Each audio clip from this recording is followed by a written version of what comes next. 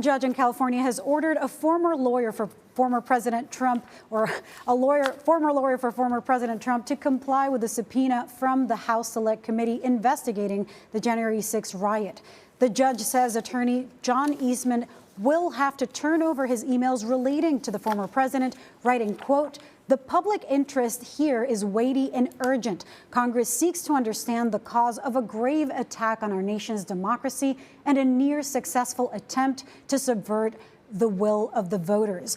Meanwhile, radio host and conspiracy theorist Alex Jones has revealed that he met with the January 6 committee on Monday night and pleaded the Fifth nearly 100 times during his interview. Meanwhile, Capitol Police Officer Eugene Goodman, who famously led rioters away from the Senate chambers during the attack, gave his first public interview since the incident. Joining me now for all of this is CBS News congressional correspondent Scott MacFarlane. Scott, it's good to see you. Who is former President Trump's attorney, John Eastman, and why was this judge's decision significant for the January 6 committee? Hey, Lilia, there are a few different things at play here. John Eastman not only was a figure who was said to be advising former President Trump and Vice President Pence that the vice president had the ability to push the election, to circumvent the votes of the states on January 6th, Eastman actually drafted a memo with a strategy of how to do so, a multi-point strategy of how to execute the electoral count on January 6th to reconfigure what was supposed to happen to have it all end up with Donald Trump winning somehow, some way, and serving a second term. So his role is uniquely pivotal. His argument is uniquely distinctive. He argued the January 6 committee does not have a right to subpoena his records, saying the committee was improperly formulated here in Washington, that House Speaker Nancy Pelosi didn't properly construct the committee with full bipartisan representation, and that therefore it was an invalid committee. The federal judge in California absolutely, unequivocally shot that argument down, saying the committee was properly constituted, does have a right to his records. This is a setback for John Eastman. This is a setback for anybody in his inner circle. And this is another in a series of victories, Lilia, for the House January 6 committee. I mean, it sounds like quite the smoking gun.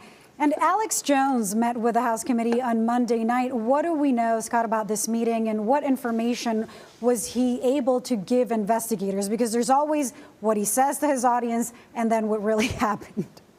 Yeah, and Alex Jones, being a right-wing conspiracist with a rather large audience, had things to say about it on his most recent program, saying on his show that he used his Fifth Amendment right, used it over and over. He said the January 6 committee interrogators were persistent and pushing him, but that he didn't give them information. Well, what does Alex Jones have that the committee is seeking? Well, there is a consensus around the facts of January 6th that Alex Jones was physically in proximity to the Capitol grounds with many of the people who ultimately would enter the restricted area of the Capitol grounds. He, being a figurehead, a leader, the January 6th committee wants to know what he was saying and what he was hearing. And that's really the thing now, Lilia.